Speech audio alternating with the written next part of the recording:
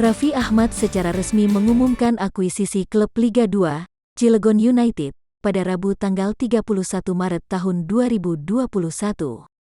Dalam akuisisi tersebut, Raffi Ahmad juga menggandeng Rudy Salim yang merupakan pengusaha sekaligus teman dekat Raffi Ahmad. Dengan akuisisi itu, Cilegon United berganti nama menjadi RANS Cilegon FC.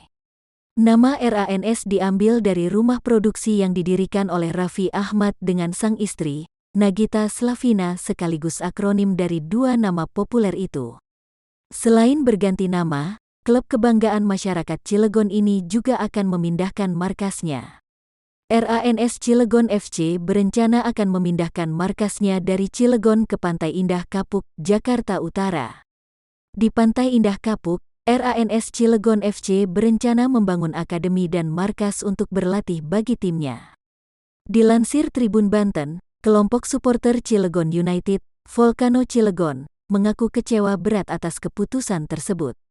Mereka akan memboikot dan berhenti mendukung Cilegon United. Tadi, di grup WhatsApp, banyak yang merasa kecewa berat, ujar Samanudi, pembina Volcano Cilegon. Volcano Cilegon merasa kecewa karena itu membuat Cilegon seakan tidak lagi memiliki klub sepak bola yang bertanding di kancah nasional.